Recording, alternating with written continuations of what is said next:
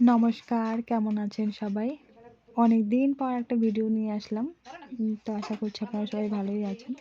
তো আমাদের বাড়িতে পিঠে হয়েছিল, তো সেটারই ভিডিও করেছি।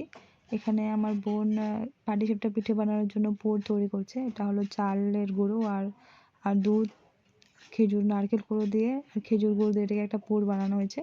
তারপরে আরেকটা পুর হয়েছিল, সেটা হলো জাস্ট নারকেল কুড়ো আর খেজুর গুড় দিয়ে বানিয়েছিল। এখানে পাটিসাপটা পিঠে বানানোর জন্য এখানে বেটার তৈরি করা হয়েছে, যেটা হলো চালের গুঁড়ো আর জাস্ট চালের গুঁড়োটার মধ্যে একটু লবণ দেওয়া হয়েছিল। এটাকে তাওয়াতে করে হালকা একটু তেল দিয়ে এটাকে করা হয়েছে বেটারটা। তারপরে এখানে পুরটা দেওয়া হচ্ছে। দু ধরনের পাটিসাপটা করেছি, একটা ক্ষীরের পাটিসাপটা, একটা হলো নারকেল কুড়ো খেজুর গুড় দিয়ে করেছিলাম। দুটা মানে আমার বোন করেছিল, আমি তো করিনি। তারপরে এখানে আমার মা হলো এটাকে সাত পিঠে বলে। তো এটাও বেটারটাতে জাস্ট একটু হালকা লবণ দিয়ে এটা করা হয়েছিল। ভালো হয়নি যদিও সেটা, কিন্তু খেতে খুব সুন্দর হয়েছিল। করতে পারিনি সুন্দর ঠিক মতো করে, কারণ সেটার ওই জিনিসটা সেদিনই কিনে নিয়ে আসলাম, নতুন ছিল বলেই নাকি ভালো করে হয়নি।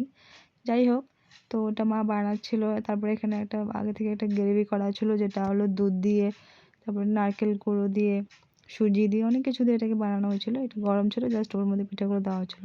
তারপরে এখানে আমার বোন তৈরি করেছিল পুলি পিঠে।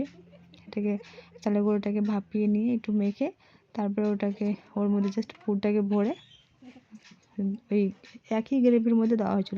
এটার জন্য আলাদা করে কিছু করা হয়নি, ওটার মধ্যে দেওয়া হয়ে গেছিলো সবগুলোই। তারপরে এখানে সবার শেষে করেছিলাম, আরও করেছিলাম তেল পিঠে করেছি, ওটা ভিডিও করা হয়নি। আর এটা হলো আমাদের রাইস বল, এটা আমার খুব পছন্দের একটা পিঠে।